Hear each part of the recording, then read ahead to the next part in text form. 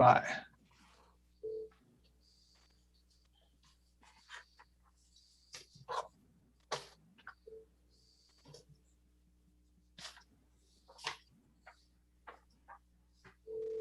Bye. Okay, can you see the agenda? Yep. Okay, well, we are live on YouTube. All right. Good afternoon, everyone. This is Monday, July 12th. It is 3:01 p.m. And this is the regular scheduled meeting of the Lincoln County Board of Commissioners. We are meeting virtually, and I will call the meeting to order. Next item on our agenda would be adoption of the consent calendar. These are items of a root. Oh, wait a minute, back up. We do have a quorum. All three commissioners are present virtually. All right, now we'll move on to adoption of the consent calendar. These are items of a routine nature or items that have come before the board previously. If commissioners or staff wish to highlight an item, they may do so now. Otherwise, I'll entertain a motion to adopt the consent calendar as presented. Mr. Chair, I move for adoption of the consent calendar as presented.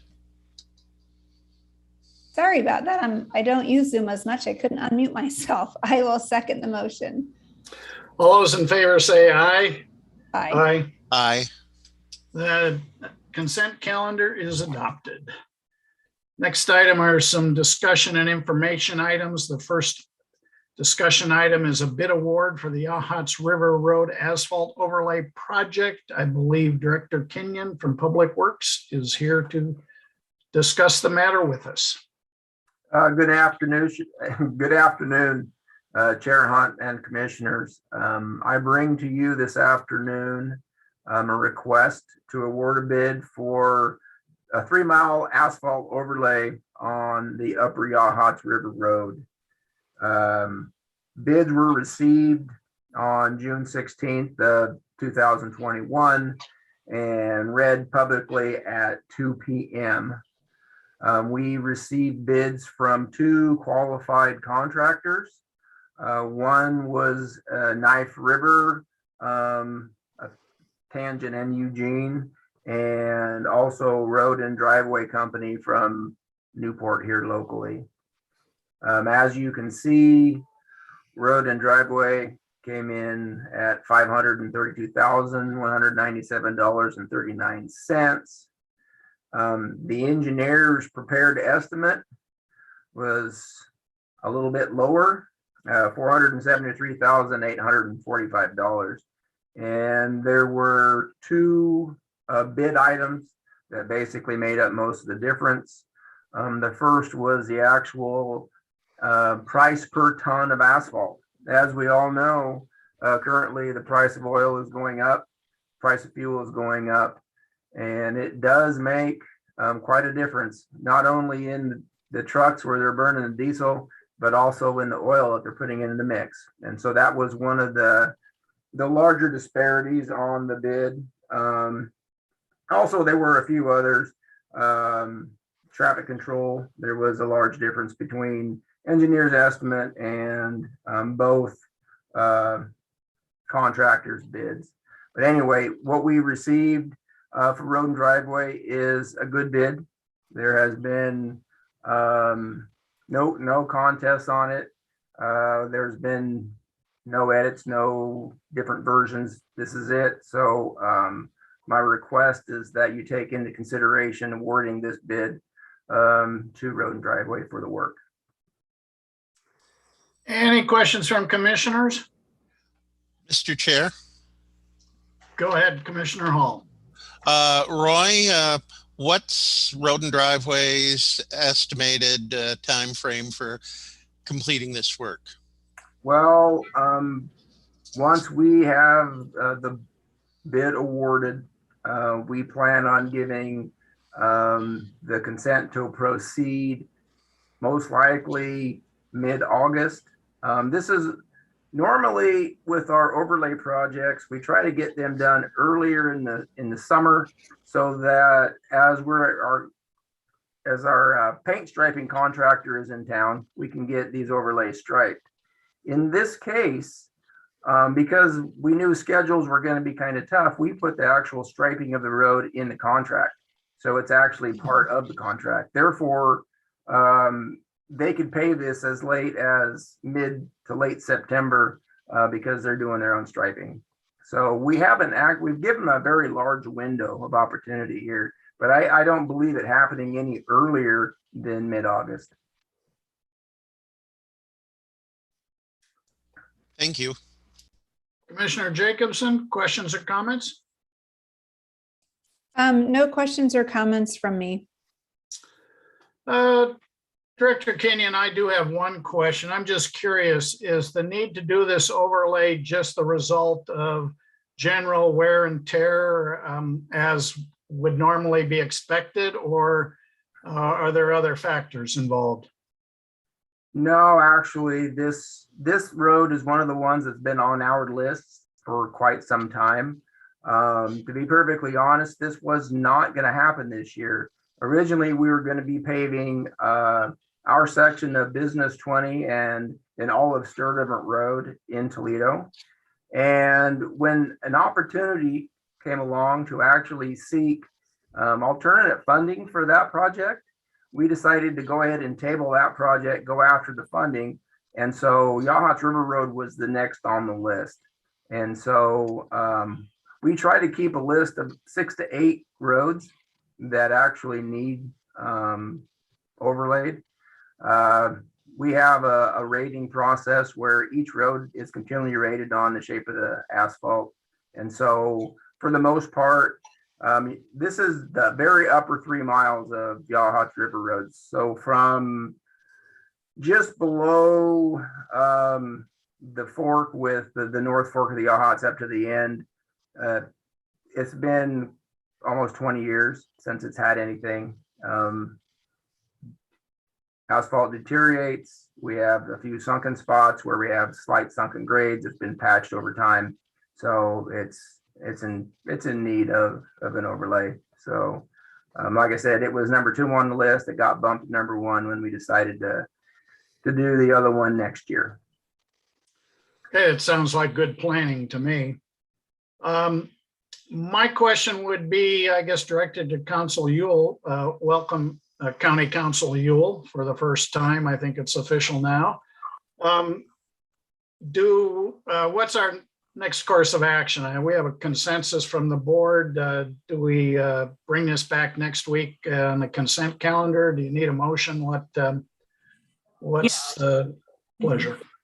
So you just need to make a motion to accept the recommendation. Do we need to do that today or wait a week as our normal process? You can do it today. Commissioners? I will make a motion to accept the recommendation as presented by Director Kenyon. I'll second the motion. Moved and seconded. All those in favor, any discussion? All those in favor say aye. Aye. Aye. All right, that motion carries, and go to work, Director Kenyon. All righty. Thank you very much. Thank you. All right, the next item is an ordinance. I believe we discussed this previously, but Assistant County Counsel Herbage, what's the situation today? Okay, stand by. Realize Jerry. So I sent him the link for the Zoom because I thought maybe he was still on the go-to meeting. And I haven't heard back. He should be merging into our team here any second. Okay. There he is. Yeah, I can only see 4 people on my screen, so I don't know who else is out there. There are 14 people, though. I think he's still trying. Jerry, you might see an icon asking to unmute you. Yeah, can you hear me now? Yeah. All right. This new Welcome. format. Thank you very much, Chair. For the record, this is Jerry Herbage. I'm Assistant County Counsel under Christian Ewell now. And you have before you an ordinance. And I would ask first from the board if I can read this by title only. Title only is fine with me. I saw Commissioner Jacobson say thumbs up's okay with her. I'm not sure about Commissioner Hall. Commissioner Hall put thumbs up. So Okay, I'll go ahead and read by title only, and this is relating to special road districts and amending Lincoln County Code 6.480 and declaring an emergency. So commissioners, this is a first reading, and what it would do is that it would add the Belmer-Siegel Tract Special Road District to the list of districts that have elective board members. Under this ordinance, there would be an election in November of this year of interested candidates for the board. So in other words, the ordinance would change the way that these people are selected from being appointed to elected. And the people who were successful or are successful in November would take office on July 1 of 2022. And in the meantime, the people who are appointed by the board would serve through June 30th. By way of background, this would be the 7th special road district that the board has changed the method of selecting board members from appointed to elected.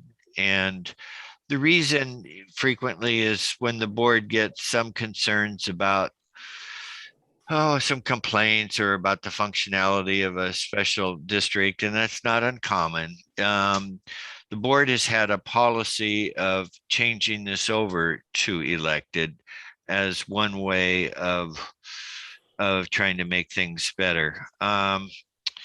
So I would be happy to answer any questions from the board.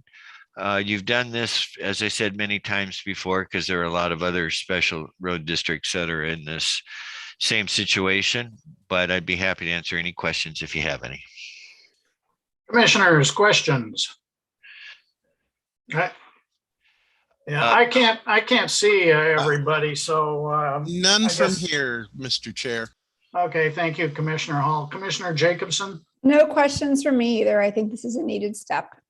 Okay, and I agree. So will this come back next week for a decision, council? Yeah. It will. Could I ask Casey Miller, have we received any comments on this proposed ordinance? We have not. Okay, and so that's the public comment part. And what I'd ask is that that the board consider adopting this as an emergency and that we do that next week. So I would like to have a motion to continue this to our meeting next week.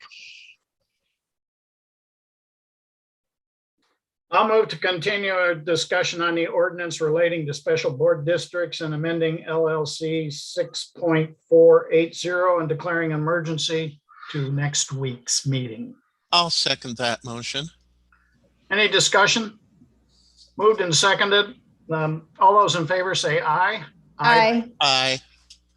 All right, you have that motion, Counselor. I will ask another question, though. I know that we've had some discussion about the current composition or number of members on the current board, which are appointed. I believe we're looking for applications to be appointed to cover that time period, frankly, from the time they're appointed until June 30th of 2022. Anything else? I know applications can be submitted to Public Information Officer Miller. Yes. So my understanding, and Casey's obviously with us at this meeting, is that Casey Miller is sending out a letter, which is an invite for electors of the district to put their name in the hat if they're interested in serving as board members. And we'll see what we get. The idea we always like is for the board to have some choices in making those appointments, that you have a nice pool to select from. And so I think that letter will go out from Casey Miller shortly. And I think we'll wait just a short period of time to see who may be interested. And then I would ask the board, and we'll do this at a meeting, to appoint some members so that this special road district can be functional and operational until the new people assume office. And I might add a point of clarification, and correct me if I'm wrong, but the voters are people that live there, not a property owner that does not live within Lincoln County and is not registered to vote would not be able to vote. Yeah, would not be able to be a member of the board. That is correct, Commissioner Hunt. You have that correct. Okay. Anything else, commissioners? All right. This will come back to us next week for a decision. And with that, we'll move on to reports. And our first report from Interim Public Health Director Florence Portell. I believe I saw her. There we are. Florence, stand by as I retrieve your data for the day. And while I'm looking for that, Doug, are you on a phone today? No. Okay, I'm just wondering why you can't see the rest of your cohorts. Well, when you have the agenda up, my view only shows a few people. Ah, Maybe I need to change my view. You can change that on the side if you go to view. Yeah. Yeah. You can ask for the gallery view. Yeah. Well, yeah, that's what I had it on. Anyhow, it's the first time it's been a problem. okay. Well, stand by. I'll get Florence's data up here in just a second. Good afternoon. Yeah, part of the challenge I had is I had names, but I didn't have cameras, so I can't. They weren't the commissioners though. Okay, there we go.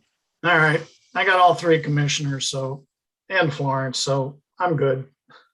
Excellent. Good afternoon, everybody. Can you hear me? Fine? Yep. All right. Okay, COVID updates, July 12th. You can scroll to the next slide, please. Whoops, Oop, a little thank fast. you. There we go. All right. So, as you can see, we ended up June a little bit over May, but not as scary as it could have been. July, we're already at 16 cases. I think what's happening mostly with those cases is mostly unvaccinated at this time. And the team has been doing a very good job at containing all of that, and people have been really good at, staying home. And if they possibly were in a setting where there were some exposure to the virus, they've been collaborating quite fairly well with us. So that's been good. Next slide, please.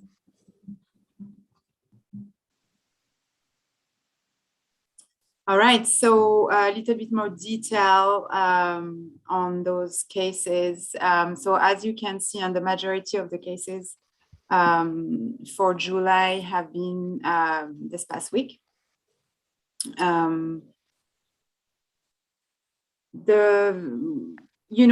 kind of like throughout the county at this time with a little bit more cases in Newport. The majority, well, actually, there is a pretty good distribution of within the various age category, 0 to 18, 4, 19 to 49, 5, and over 55, 4. As I was mentioning earlier, the vast majority of those cases are unvaccinated individuals at this time.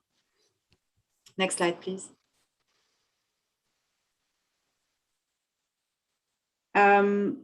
The variants that we've been seeing in Lincoln County and in the region, mostly the California variants and the B117, otherwise known as the Alpha variant.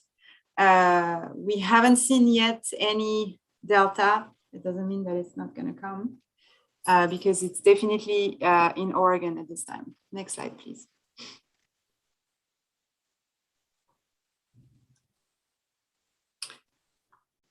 All right, so vaccination rate, you know, we're keeping on climbing, which is really good. We had an increase of almost a point over the last week, which is really good.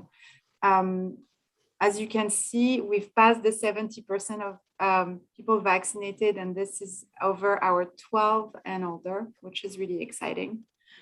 We have made some good progress across the board, really. You know, I think, you know, we're almost there with the 50 to 59, which is great, almost with the 70. And I'm pretty happy with the numbers, you know, like they're all going up. It's taking a little bit of time.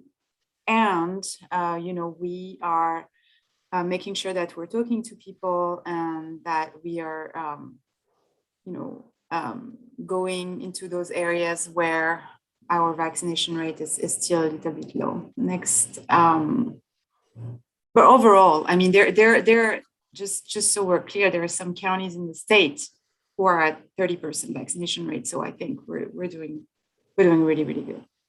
Next slide, please. All right, vaccination by zip codes. So as you can see, what we've tried to do is to really highlight kind of like those areas where we have the kind of like the lower vaccination rates, and trying to show you kind of like the change from 1 month to the next. So you can see that even though the change is you know, it's incremental, we're making progress. We had a pretty successful event in Tidewater last week, where we had 20 people who came in to get vaccinated. So that was wonderful, and the site was great, and the folks who helped us vaccinate were really really happy with the turnout. So you can see the various clinics that we have in the works, you know, to target these various areas. We're going back for a second dose clinic for wildfire survivors, I believe, this week. And then we have another clinic in Otis, mid-July, Lincoln City Community Center. This is a partnership that we're having with the University of Oregon. So they have been doing those free testing events, you know, for folks. And so we decided to join in and bring some vaccinations as well to make, to hopefully have an impact there and offer some flexibility to folks. Going back to the Toledo Library, and we have a few more events in Toledo and at the Silet City Hall in July and August.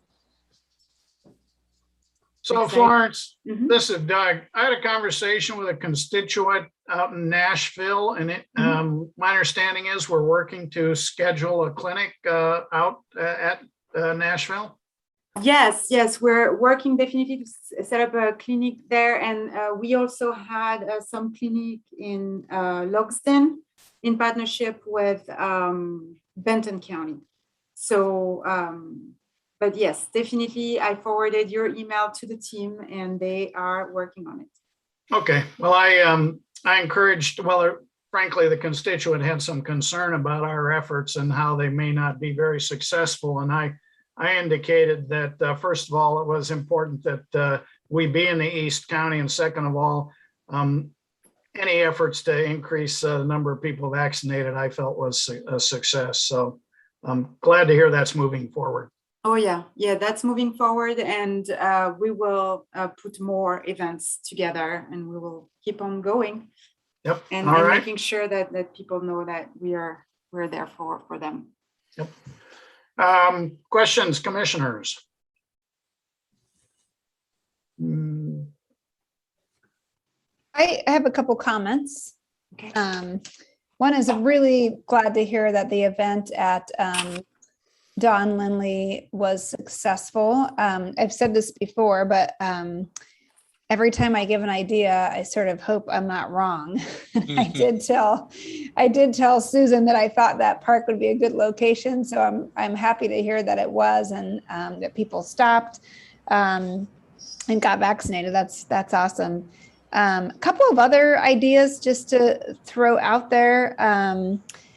I think I'd have to double check with the Oregon Department of Fish and Wildlife, but I think we have a couple more recreational halibut opener days left. Those are absolutely crazy. And it's both locals and non-locals that probably would participate, but an afternoon at the Port of Newport on the south side during a halibut opener probably would get you some customers. Also, I would say that in the fall, once salmon start hitting our rivers and going upstream, that would be another place, another time to hit up in the afternoons. Port of Alsea, Port of Toledo, and actually some of the other county parks where people use to launch vessels. So just some ideas for the fall.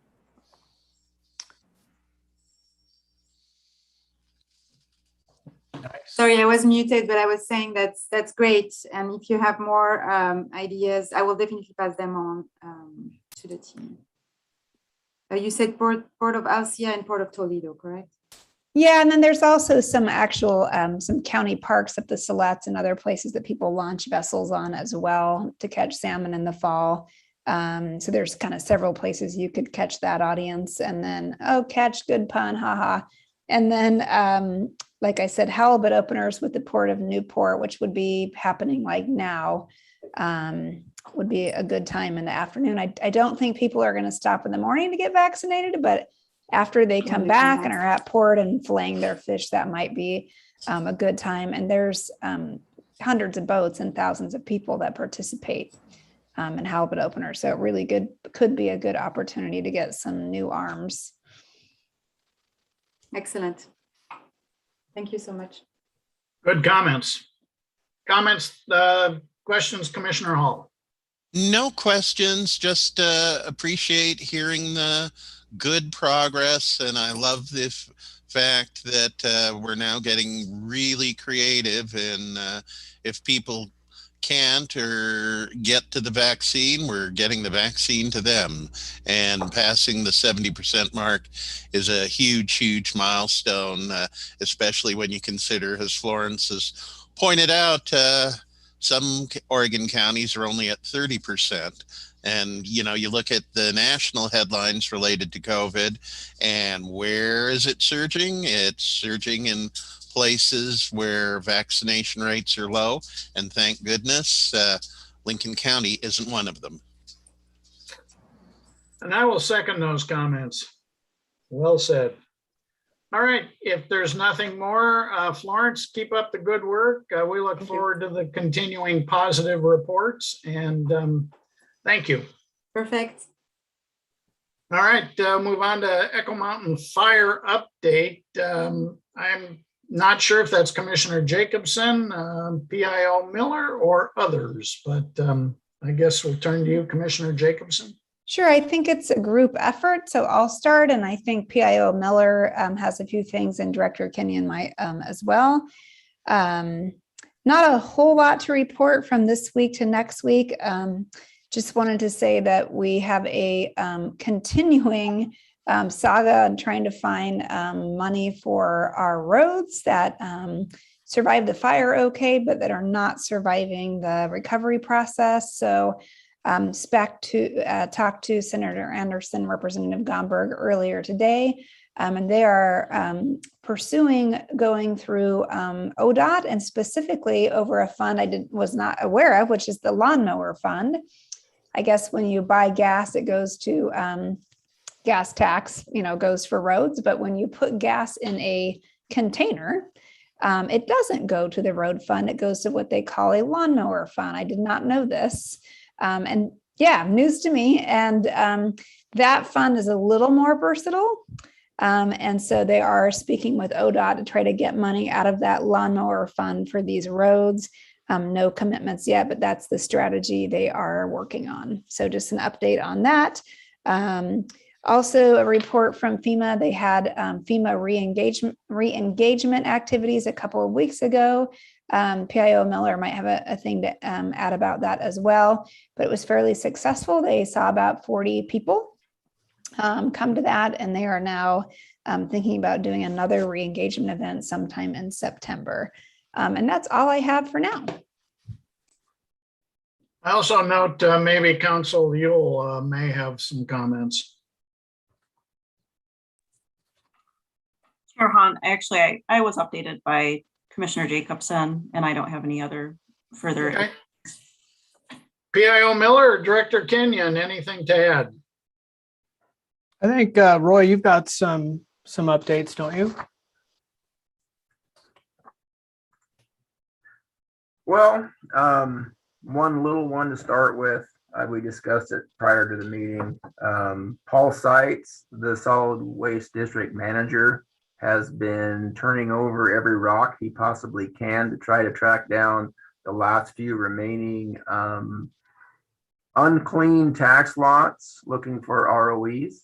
And he came up with another one. So the number's getting smaller. And granted, we're only talking one, but there was only just a handful left. And so that is progress. I hadn't really planned on reporting it, but since Commissioner Jacobson brought it up, I actually had a conversation this morning with Mac Lind from ODOT regarding funding for maintenance of these public roads that were involved in the fire. Later on this week, I'm going to try to take an afternoon or a morning and run up to the fire zone and basically reevaluate again what we have there. I know that K&E did some road repair work for ODOT a while ago, but with only certain segments of the road. And so I'm going to take a look at the whole system, including Highland, and come up with a new number. We'll see what the number looks like. It sounds like ODOT is going to try to use some of that lawnmower fund to at least get us some maintenance work. And so that's kind of cooking right now. So we'll wait and see how that all comes together. But that's really only thing we have going right now. All right, thank you. Anything else on the Echo Mountain update? Chair Hunt, commissioners, I thought I would pull up the ArcGIS cleanup progress, but for whatever reasons, it seems to be kind of crashing on me right now. But it really illustrates when it's working, the progress they've made, and it's really I'm kind of disappointed it's crashing right now. It's really a good tool that allows us and survivors to see the progress that's happening up there. It's pretty neat, but it's not working right now. Sorry about that. One of the other things I wanted to add was the long-term recovery group has an event coming up. Can you see this Otis Fire Commemoration event? Is that showing up on your screen? Yep. So we're looking for volunteers for this event, and it is Saturday, August 28th. So we'll be doing some formal outreach on this soon. So folks who might want to help out, definitely going to be looking for volunteers, and you can see the kind of the save the date and the initial flyer as this unfolds and evolves. I think one of the things I've observed and seen the anniversary subcommittee of the long-term recovery group meet and discuss this there's just a lot of passion and a lot of intention around this event. This is kind of just the general look of what it's going to be like. And I just think it's going to be a really neat thing for that community. So I've heard possible figures that they're looking for maybe 100 volunteers. And so I have yet to speak with them since we had discussed those initial numbers. That's kind of a lot of volunteers, but I imagine there'll be lots of folks who want to help. So just be aware of that from the long-term recovery group, and we'll definitely help promote that. Let's see, I did want to mention to you that back to Katie's work with FEMA and capacity building. That's all I have to right now. It's just that they saw 40 people. Haven't seen any granular data yet. So that would be nice for us to learn a little bit more about that when we get more information. And then, I think I wanted to close with just telling you quickly about an experience that I went through. And I was camping last week in Oak Ridge. And this is really not recovery related, but it's wildfire related. And I noticed the sky had changed color. And I went back and talked to my wife, and she had already been on Facebook and said, yeah, there's evacuations in Douglas County at the Jack Fire. And so I kind of got nervous because we didn't have we didn't have cell service at our campground. That fire has escalated. And I guess my sort of what I wanted to say to those watching, and just for everyone's situational awareness, we're looking right now at the State of Oregon Fires and Hotspots dashboard. I really think, and for future, if I'm going anywhere and I'm going to go camping and whatnot, I'm going to be looking at this dashboard because it does give you a look of the active fires that are happening right now throughout Oregon. So I was on the statewide wildfire call today, and there is quite a bit of little things here and there. I mean, I don't know if you'd call the Jack Fire little, but just my little tip for folks traveling, check out the State of Oregon Fires and Hotspots dashboard. I've got it linked right here on this commissioner meeting page. So just a little tip as you're going out there, but that's about all I have for you today, unless you have any questions. Lots of good information. Questions, comments, commissioners? All right. Thank you, Mr. Miller. Appreciate the good information and the hard work. I will get your agenda back here. Can you see the agenda there? Yep. Okay. All right.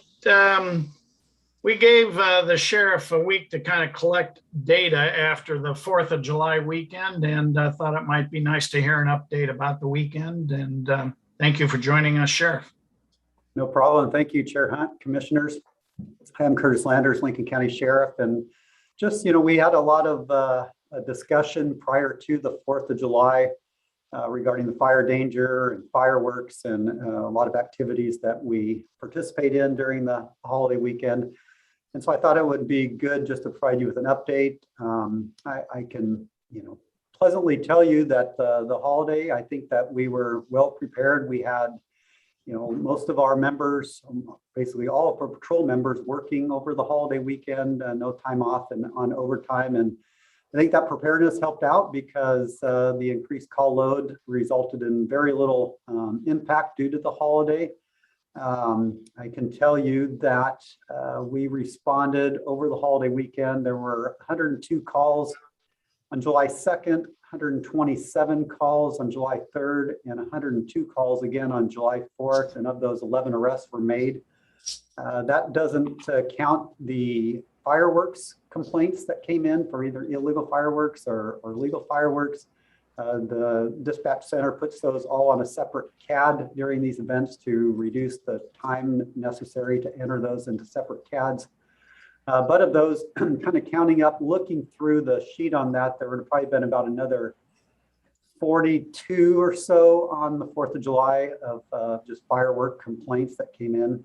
A typical day, a typical weekend is probably looking at it 50 to 60. So you can see how it increased our call load over that time period. In addition, we had our animal services deputies working extra hours over the weekend because fireworks and the activity that come with it can be, we get a lot of lost dogs, missing dogs, frightened dogs, dogs that are locked in cars that could be too hot. We took an additional number of calls working those type of activity over there over the weekend. But really, there were any fireworks related emergencies in Lincoln County. Some significant events, though, that kind of carried over to us that you may be of interest of. On Highway 34 in Benton County, about milepost 31, which is about 7 miles outside of Lincoln County, on July 4th, they had a large brush fire that we went up there and assisted a little bit with traffic control, seeing if we were going to need to help with any evacuations or anything. They were able to get the fire put out, but what it resulted in is actually could have been, there were some witness reports that it was caused by some fireworks that were being thrown from a vehicle. And we had a description of the vehicle. And later that evening on the 4th of July, we received a call from a Tidewater resident of a vehicle matching that description going down Highway 34 and about Canal Creek area. And since we did have extra deputies on there, we had 4 deputies close by that were able to converge on the area. The vehicle sped up. It didn't really result in a pursuit, but got up to speeds, I think, about 95 miles an hour. They were able to stop the vehicle, contact the males who were lighting off fireworks. I guess they actually lit off more in Lincoln County. Fortunately for us, they didn't start any additional fires, but they were just going down Highway 34, throwing out mortar-style fireworks and out the vehicle. But we stopped them. Investigation basically revealed that they were the suspects, and they were charged accordingly. Benton County charged them for the fire, and luckily, again, there was only the one fire. Unfortunate that, but it didn't cause enough damage up there. No houses were burned. So yeah, that was good news. The other significant event that I would bring to your attention is we did have a search and rescue mission that actually begun on, I believe it was June 26th, right before the heat wave that we experienced. Search and rescue went out, looked for the individual, which was a 70-some-year-old dementia person from Newburgh. They had cell phone pinging out on Highway 20 near Deer Creek. They went out and searched, but since it was still such a large area from the cell ping, they didn't locate anything. They had the vehicle description, but then on the 3rd of July, some mountain bikers found the pickup way up Deer Creek, which Deer Creek goes from Highway 20 over to Elk City Harlan Road, but it's not, you can't really travel over it. It's not a, it's wooded now and logs across it, but this individual somehow got his vehicle stuck up there, left the vehicle. Again, it was during that heat wave. And so we sent search and rescue back up there. A lot of volunteers, a lot of our full-time staff, our forest patrol, searched the area the 3rd and the 4th, located some evidence of him, but didn't find him. Suspended the search, and later with activity, they end up, it was just yesterday, found the person unfortunately deceased up there, but they did find him so they could give the family some closure. But that was a significant event that happened over the weekend too, that took some resources. But all in all, that was definitely an unfortunate event, but all in all, chalk it up as a successful weekend, and the team did a great job of staffing coming in. And I think it really helped having the educational piece going out first. I came out, worked with them on the evening of the 3rd and the 4th. I was down in Walport on the 3rd, and I've worked down there several years. Usually when you're down there, you see fireworks. Of course, again, remember Walport was one of the communities that elected not to have any fireworks. And it just dawned on me about, after being there for a couple hours around 8 o'clock, that I wasn't seeing any fireworks. I don't think I had seen one fireworks go off that fall. Later that evening, when the fireworks show started, you could see some going off, but it was significantly reduced and not at all the activity that we've seen in the past. Now I know, and I've received some emails, as I'm sure you have, there were some constituents and citizens that had that were right next door to some of this activity that obviously were some of the firework complaints. And it is a nuisance to them. And I do understand that. But overall, I think that it was definitely a reduction of fireworks incidents in the county from previous years. So any questions? All right, thank you. Questions or comments, commissioners? Just a comment. I think after we had, our several conversations at the BOC meeting about potential fireworks bans and issues with enforcement, and I think you and I, Sheriff Landers, I think had a follow-up parking lot conversation one day on this. One of the things that I found out after the fact that a couple of jurisdictions did, which I thought is an interesting tool to explore for next year. By the time I found out about it, it was already too late, but they shortened the length of time in which fireworks were allowed, which I thought was an interesting idea. Kind of tries to help with that enforcement piece a little bit. So they still were allowed on the actual day, but they just shortened that length of time a little bit. And my understanding is that that also helped and saw a reduction in those communities, as well as helping with the law enforcement issue, because they were allowed on a certain day, but not on others.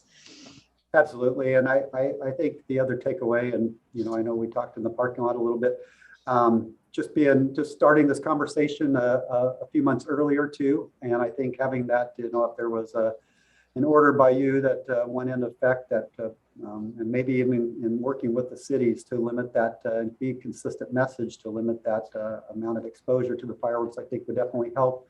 And planning ahead of time, I think would be significant. We can get even a better educational campaign out there because, whatever we did do this year, it seemed to really help. Mr. Chair, Commissioner Hall. I like that concept of shortening the windows. I live in the heart of residential Newport, and it seemed like, even without any action by the city of Newport to curtail fireworks here, I don't know what the reason, whether people were cognizant of fire danger or exactly what, but it seemed like in past years, you'd start hearing fireworks as soon as they went on sale and then continuing for several days after the 4th. But here it seemed like a much more compressed window that they were going off. And I really agree that starting the conversation way in advance is good. Next year is a good idea because if at all possible, it would be nice to get all jurisdictions on the same page, so we don't have to tell people there's one set of rules for one part of the county and another set for other parts. I would agree. I think all things considered, it was a successful effort to contain fireworks and certainly limit damage, but better earlier communication. And I think the more uniformity, the message throughout the county, I think that's certainly a positive. But I think, good news in that, considering the potential of fire and the number of visitors to the county overall, I think we're thankful for the outcomes, and certainly Sheriff Landers, you and your staff to be commended for the extra effort. Really appreciate it. So thank you. Thank you, commissioners. All right, commissioner reports. Commissioner Hall, you're at the top of my screen. Nothing to report. Commissioner Jacobson. Yeah, one thing to report, I think as everyone knows, a couple of weeks ago, we declared a drought. That drought request or declaration rather was sent to the state drought committee as well as the governor's office, and just looked up the status before our meeting started today, and they have been received, but no action from the state has been taken. It's not necessarily a bad thing. I looked at other counties that have declared droughts, and it's usually at least 2 weeks or longer until the state adopts those. So it's not that we have received a no answer, we just haven't received an answer at all. So those are still in play. All right, well, thank you for that. I will announce that we have discussed going back to in-person meetings in the Board of Commissioners room in the courthouse. And right now we expect that to occur on Wednesday, August 18th. Right now, we do not expect to have a virtual meeting on Monday, the 16th, but that gives us some time to get some other organizational matters resolved within the office, continue our efforts to hire a county administrator, and continue the transition to our county council Yule. So more information to be coming, but expect that transition to take place August 18th. And with that, I will recognize our county council Yule. Any comments? I think you're out there. Thank you, Commissioner Hunt. So comments regarding going back to in-person meetings? Anything at all on your mind? I'll save it for executive session. Thank you. Okay, very good. Where are we? Public comment. PIO Miller, please share the public comment like we've been doing.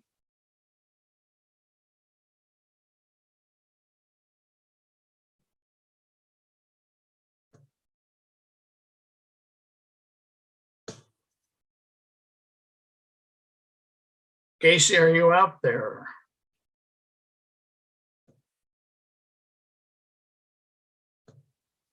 Sorry about that. I realize I've been jabbering away here and you can't hear me. No, we could not. Christy says you're probably on mute, and I was. So stand by. I'm pulling up our smart sheet and I will show you that in just a second here. Sorry, I'm not ready for you, but I got it coming. It's okay. Okay. All right. Okay, almost ready for you. And it looks like going to screen share here. There we go. The last input we've had was on the 11th. So very light on input here. Okay, and July 5th, that would have been the day of our last meeting. So that covers that time period. And then the STR information is consolidated. Yeah, this would include STR as well. So, okay. So that's the extent of public comment since our last meeting. Yep, that's it. All right. We will be recessing into executive session under ORS 192.660 parentheses 2 parentheses D to discuss labor negotiations. We will not be coming back into public session. The next Board of Commissioners meeting will be held on Monday, the 19th at 3 p.m. That will be virtual. And if there's no other business to come before the commission, we are going to recess, as I said, for executive session under ORS 192.660 parentheses 2 parentheses D to discuss labor negotiations. And we are in recess. Thank you. Casey, can you make me the presenter so I can share things on the screen? I will. Yeah. Stand by. Okay. I've got to go stop our YouTube live stream. Okay. Commissioner, how long of a recess do we have? Do we have a couple minutes?